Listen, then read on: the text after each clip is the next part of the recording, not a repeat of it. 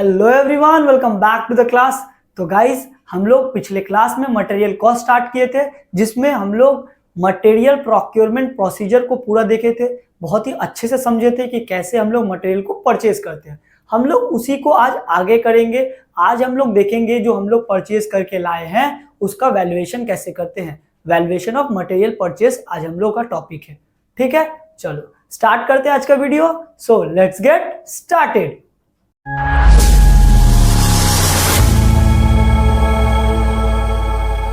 Start करते हैं आज का वीडियो। हम लोग जो पिछले क्लास में देखे थे कि हम लोग मटेरियल खरीद के लाए।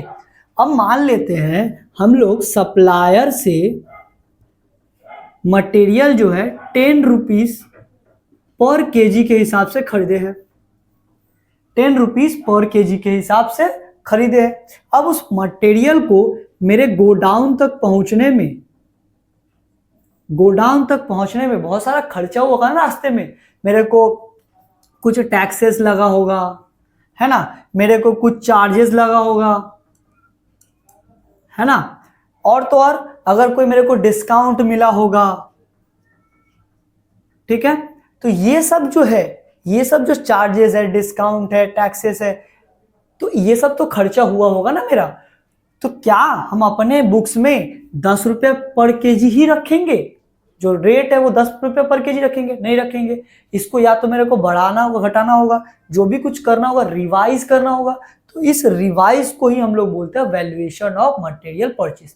आज का हम लोगों का टॉपिक यही है। आज हम लोग यही देखेंगे कि कैसे हम लोग जो मटेरियल खरीद के लाए हैं उसका हम लोग वैल्यूएशन करते हैं। ठीक है, चलो तो स्टार्ट करते हैं आज का क्लास। हम लोगों का क्या है? Valuation of material purchase. लिखेंगे वैल्यूएशन ऑफ मटेरियल परचेज। तो यह वैल्यूएशन ऑफ मटेरियल परचेज में करते क्या है?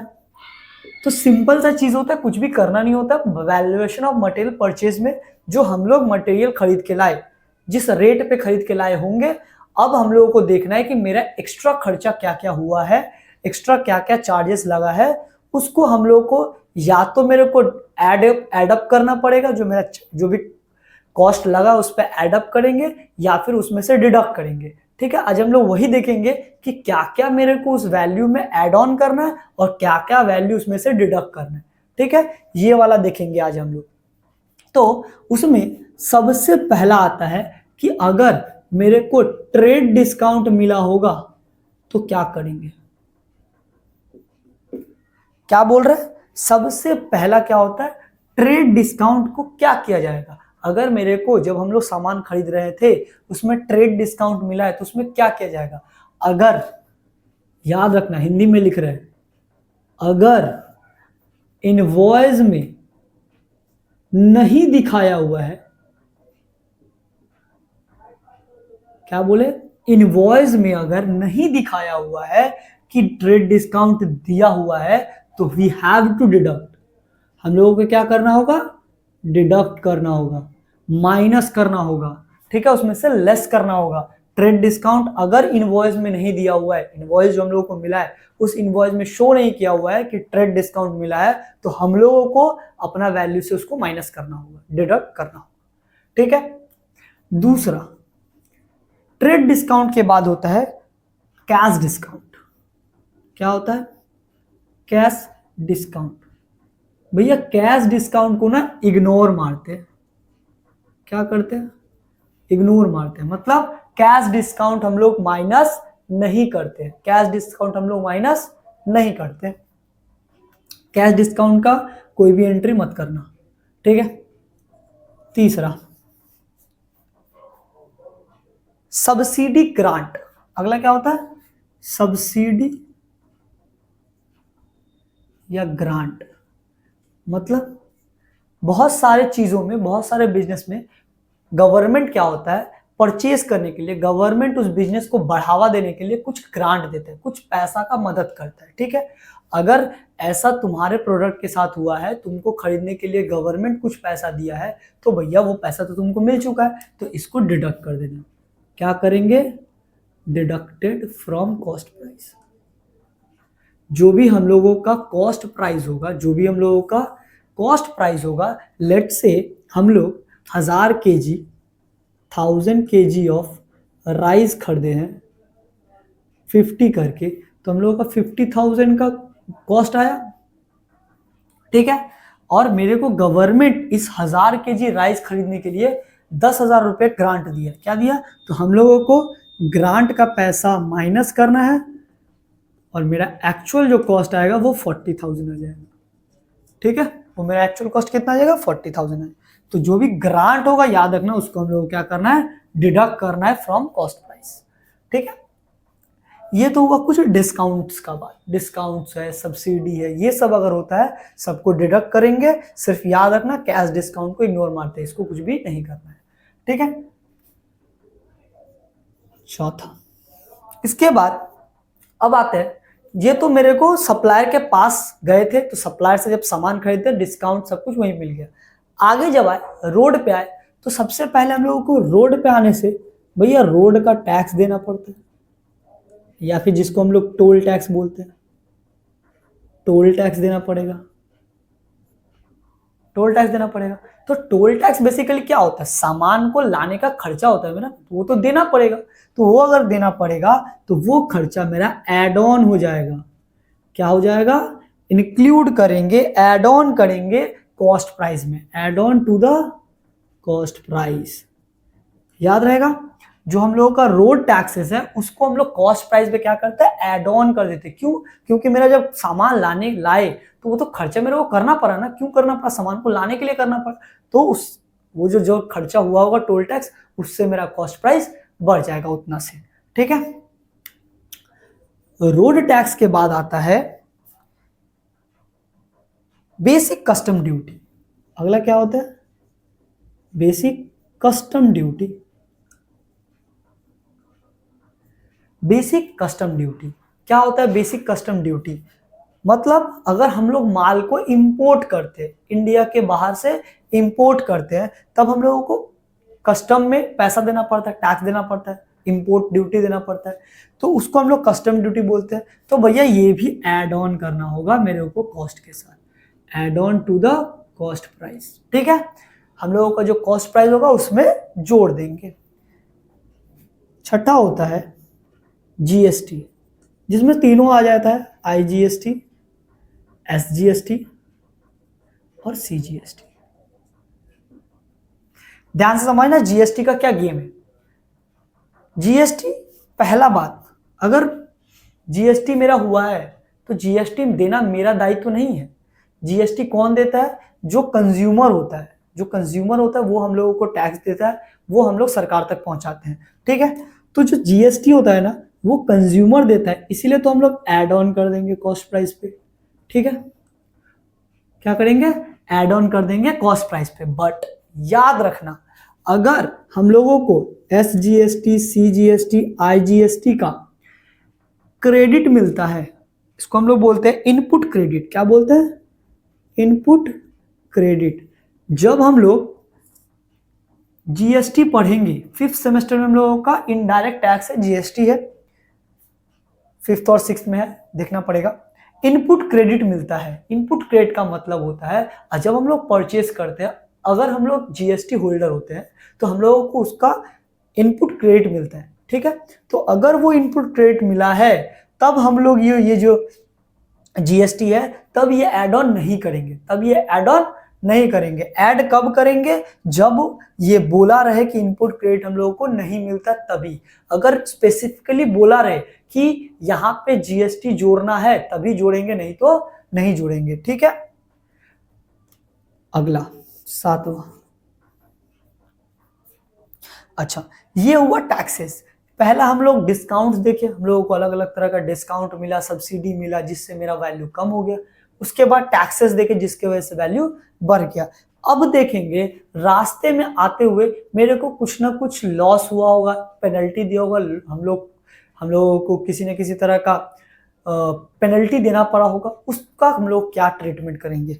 अगर डीमर्ज किए, सॉरी क्या है, डिमरेज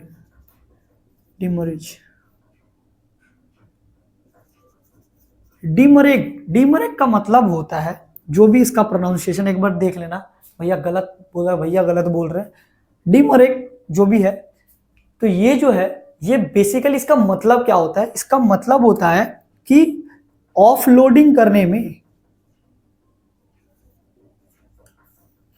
ऑफलोडिंग करने में, ठीक है, अगर ट्रांसपोर्टर के पास हम लोगों का जो ट्रक में सामान आया है उसको हम लोग ऑफलोड करने में, सामान को अनलोड करने में, ऑफलोड या अनलोड करने में, या फिर जब हम लोग चढ़ा रहे हैं या उतार रहे हैं उसमें अगर हम लोग देरी करते हैं, डिले करते हैं, तो हम लोगों को ये चार्जेस देना पड़ता है, ट्रांसपोर्टर को ये चार्जेस देना पड़ता है। तो भैया ये ऑफलोडिंग या जो भी इनलोड है, अपलोडिंग है या ऑफलोडिंग है, इसमें गलती किसका है, डिले हुआ तो गलती हम लोगों का है, तो हम लोगों का गलती कस्टमर क्यों भरेगा, हम लोगों का गलती कस्टमर क्यों भरेगा, तो ये जो होगा इसको हम लोग डिडक्ट नहीं करेंगे, इसको हम लोग डिडक्ट नहीं करेंगे, नॉट इंक्लूडेड, हम लोग इसको इंक्लूड नहीं करेंगे, ठीक है। इसके बाद आता है फाइन, इसके बाद क्या है, फाइन्स। अगर रास्ते में कोई तुम गलती करता है उसके वजह से फाइन दिया है, तो भैया गलती तुम्हारा है, गलती तुम्हारा है, इसके वजह से सामान पे इसका कोई भी इफेक्ट नहीं पड़ेगा, तो फाइन्स भी इंक्लूड हम लोग नहीं कर सकते हैं, ठीक है। अगला है पेनल्टीज। पेनल्टी, अगला क्या है, पेनल्टी। पेनल्टी का मतलब सेम चीज, अगर तुम रास्ते में कोई गलती किया है उसके बदले तुमको कोई ना कोई पेनल्टी देना पड़ा होगा, फाइन देना पड़ा होगा, तो तुम्हारा गलती की वजह से होता है, वो गलती को तुम सुधार सकता था, वो नहीं भी कर सकता था, तो इस तरह का गलती जहां पे फॉल्ट तुम्हारा है उस पर कॉस्ट ऑफ प्राइस पे कोई इफेक्ट नहीं पड़ेगा, तो इसको भी हम लोग इंक्लूड नहीं करेंगे, ठीक है। तो एक भी अगर तुम लोगों का कुछ भी लॉस, फाइन, पेनल्टी तुम्हारे गलती की वजह से होता है तो उसको हम लोग कॉस्ट प्राइस पे ऐड नहीं करेंगे, ठीक है। ये सारे खर्चे के अलावा भी कुछ खर्चा है जो हम लोगों को रास्ते में होता है या फिर ड्यूरिंग द परचेज होता है। सबसे पहला जो खर्चा होता है वो होता है इंश्योरेंस का खर्चा, है ना। इंश्योरेंस करवाना पड़ेगा, जो मेरा गुड्स है फायर लगने का, हम लोग फायर इंश्योरेंस आगे पढ़ेंगे, हम लोग पढ़ेंगे आगे जाके कि फायर इंश्योरेंस क्या होता है। तो इंश्योरेंस करवाना, इंश्योरेंस बेसिकली अगर कुछ अनसर्टेनिटी होता है उसके वजह से हम लोग पहले से सिक्योर करके रखते हैं उसको, तो इंश्योरेंस गुड्स के सेफ्टी के लिए होता है, दैट्स वाई इसको हम लोग इंक्लूड करेंगे। क्या करेंगे, इंक्लूड करेंगे या फिर एड ऑन करेंगे ऑन कॉस्ट ऑफ मटेरियल पे, जो भी मटेरियल का कॉस्ट होगा उसमें हम लोग इसको एड ऑन करेंगे, किसको, इंश्योरेंस को। इसके बाद आता है फ्रेट इनवर्ड, कमीशन, अगला है फ्रेट,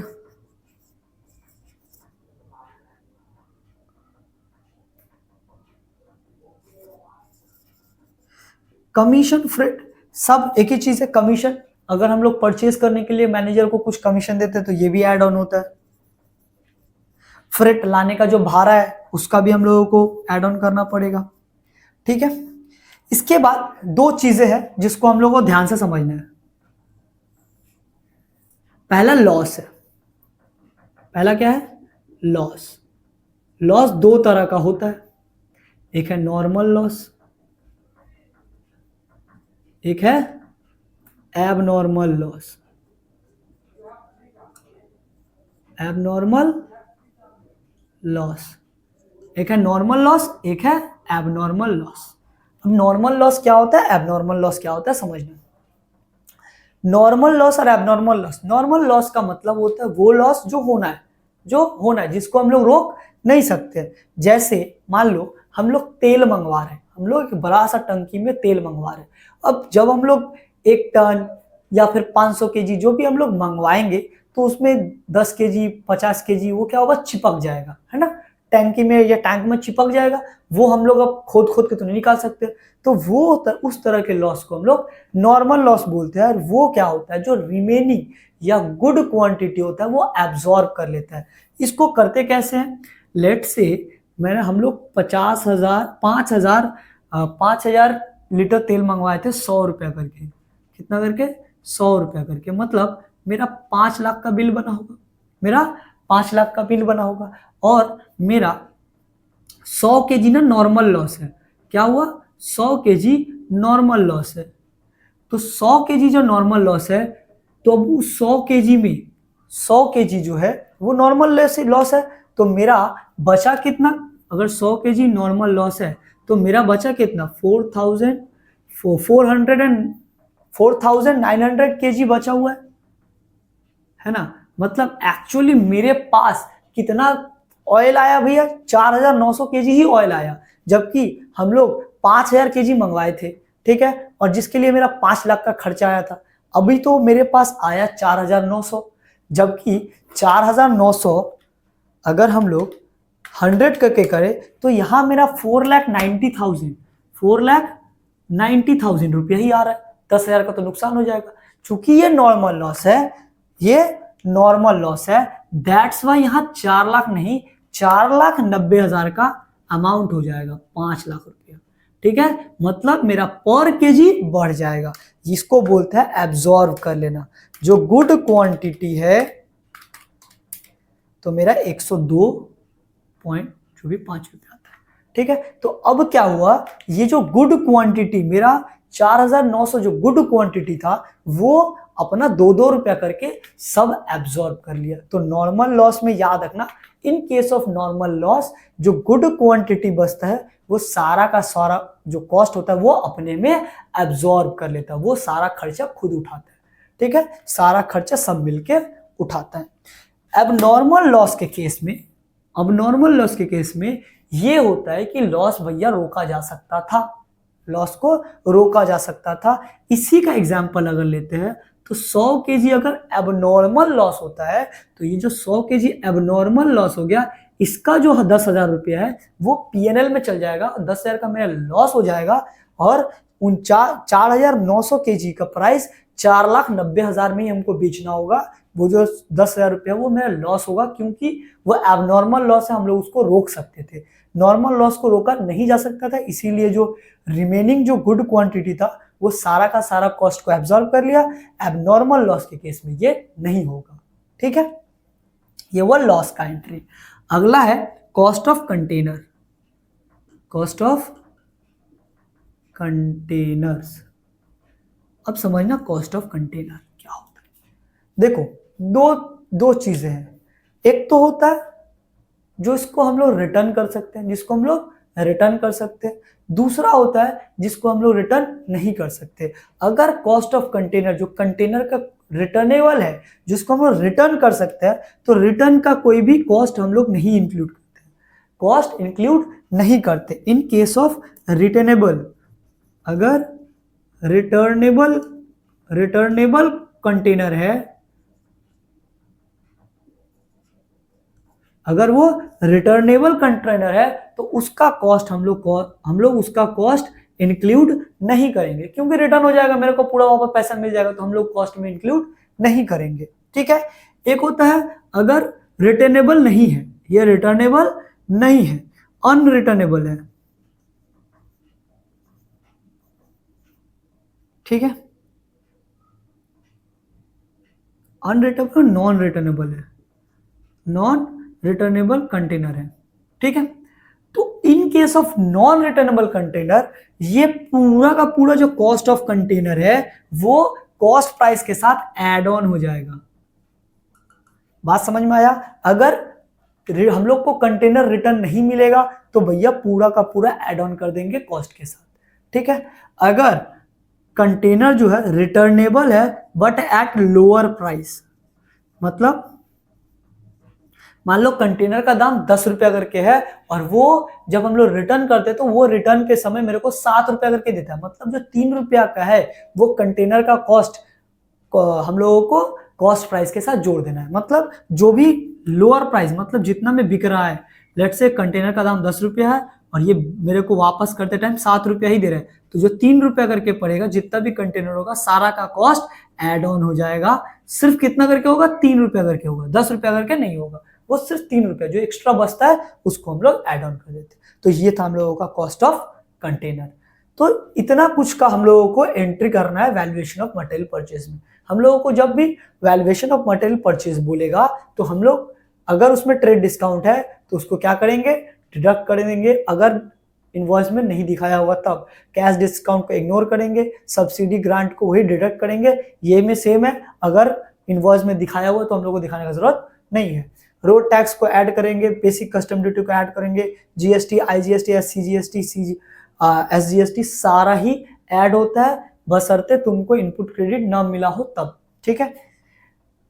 उसके बाद जितना तरह का फाइन है कोई भी इंक्लूड नहीं होता है। उसके बाद अलग अलग चार्जेस है जो कि मेरे को लाने के लिए या फिर उसको स्टोर करने के लिए जरूरी है, तो वो कॉस्ट मेरे को ऐड ऑन करना पड़ेगा। उसके बाद दो चीज पर, एक लॉस होता है, एक कॉस्ट ऑफ कंटेनर होता है। लॉस में दो तरह का लॉस होता है, normal loss, abnormal loss. Normal loss में है कि भैया जो गुड क्वांटिटी बचेगा वो पूरा का पूरा कॉस्ट अपने में एब्जॉर्ब कर लेगा, वो सारा कॉस्ट अपने उठाएगा। एबनॉर्मल लॉस में जो भी लॉस होता है वो कॉस्टिंग पीएल में चल जाता है। कॉस्ट ऑफ कंटेनर में तीन तरह का चीज है। पहला, अगर नॉन रिटर्नेबल कंटेनर होता है तो भैया पूरा का पूरा कॉस्ट ऑफ कॉस्ट जो भी मटेरियल का कॉस्ट है उसके साथ ऐड ऑन कर देंगे। रिटर्नेबल कंटेनर में उसको ऐड ऑन नहीं करते हैं, अगर रिटर्न है बट लोअर प्राइस पे जो एक्स्ट्रा अमाउंट होगा वो ऐड ऑन करेंगे, ठीक है। तो ये हम लोगों का वैल्यूएशन ऑफ मटेरियल परचेज, ठीक है। हम लोग इसके बाद अगले दिन हम लोग स्टोरेज ऑफ मटेरियल में जाएंगे। स्टोरेज ऑफ मटेरियल में जाने से पहले हम लोग इसका एक दो सम्स करेंगे इस पे अगले क्लास में, उसके बाद हम लोग स्टोरेज ऑफ मटेरियल में जाएंगे, ठीक है। आज का वीडियो अगर अच्छा लगा हो तो लाइक करो, कमेंट करो, और अगर ऐसा वीडियो देखना है तो चैनल को सब्सक्राइब कर लेना, ठीक है। नोट्स आप लोगों को मिल जा रहा है टेलीग्राम चैनल पे। जो भी बच्चे नए हैं वो जाकर टेलीग्राम चैनल पे आप लोग नोट्स ले सकते हो, ठीक है। मिलते हैं अगले क्लास में, तब तक के लिए बाय बाय।